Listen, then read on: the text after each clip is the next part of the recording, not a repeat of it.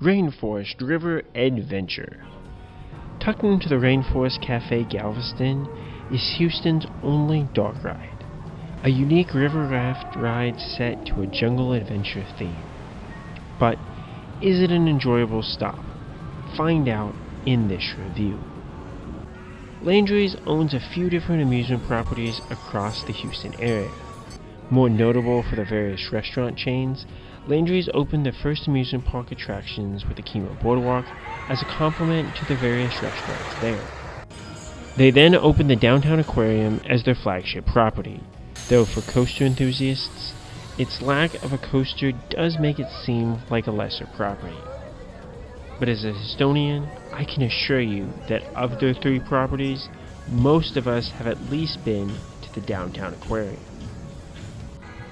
Then, in 2012, they opened Galveston Island's historic pleasure pier, with similar flat ride attractions to the boardwalk, but to have a larger presence on Galveston Island as well. However, Landry's already had an attraction at the Rainforest Cafe that opened in 2003, in Rainforest River Adventure.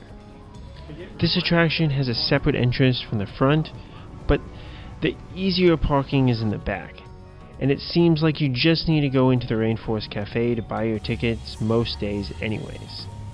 For those concerned about parking on the island, parking here is free, so it is really easy to just hop into the shop to ride this attraction. However, especially for families, the price is a bit steep as it is $10 plus tax per rider. As a single rider just looking to get this experience, this was a bit much, but not terrible at all. It could get expensive, fast. It isn't advertised as such, but it might be included with the weekend wristband that you can buy for the three Landry's properties. So that's something to check if you're already going to buy one. To buy your ticket, just walk up to the counter and give them your hard-earned money. Then, with your receipt in hand, which acts as your ticket, just walk down the queue. This does have space for people if it gets busy, but likely with the price, there shouldn't be a huge wait here. An attendant will come over and check your receipt before allowing you to board, which is reasonable to make sure that you've paid. Then you strap into a unique dark ride, as you're really going on a river rapids ride. This boat is nice in that you can spin and see a good amount of people, but looking inwards towards each other isn't the best, and you can see that as it makes hunting around for stuff with my POV a bit more difficult. If you ride alone, they seem more than willing to send boats by themselves, given the light crowds this ride will see with its high price. I imagine you'd be paired up with other groups if it were busy, but again, that just kind of seems unlikely most days. Then you're off to float down the river. The ride starts off floating past some jungle-inspired scenery. A lot of this is in conjunction with screens, but it looks good as the animals are moving and flying around as you get immersed into the environment. Then you start going past more animatronics as you pass a temple-like building and a few parrots as you really get lost into this river adventure. There are a few more animals, these mainly being monkeys, as you go around a turn. Next, you come upon a snake that is bearing down on you from above. Before passing some more animals including zebras, a giraffe, and gorillas. Next comes some Houston staples in alligators, as well as a waterfall, but you won't get wet. The elephants are great to see as elephants are so special to Surin, Thailand. Then there's a bit more of a temple structure as you pass a group of tigers before entering the temple. There's some water dripping here, but it will turn off to not get you wet. Inside the temple are some artifacts and animatronic snakes, which gives that abandoned temple feel.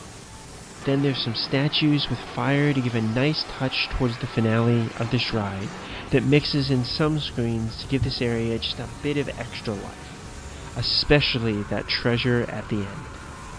Then you round a final bend and head back into the station. After your voyage, you can take advantage of the Rainforest Cafe, which markets itself as a wild place to eat and shop. Nothing in the store really caught my fancy, but they have a nice mix of souvenir-style stuff, so probably worth a look if you're willing to pay a higher price. On my visit to ride this attraction, I did not stop to eat here, but I have eaten at the Rainforest Cafe in the past, and it's always been a really yummy experience.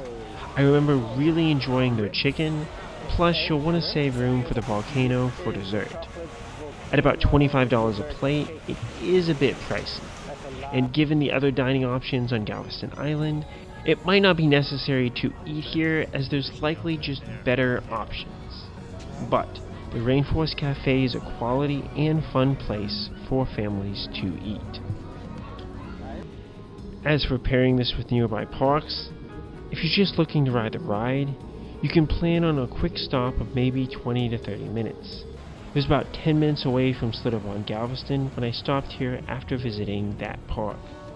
Being open 11 a.m. to 9 p.m. every day, plus until 10 p.m. on Fridays and Saturdays, it should be fairly easy to add on to a Galveston trip.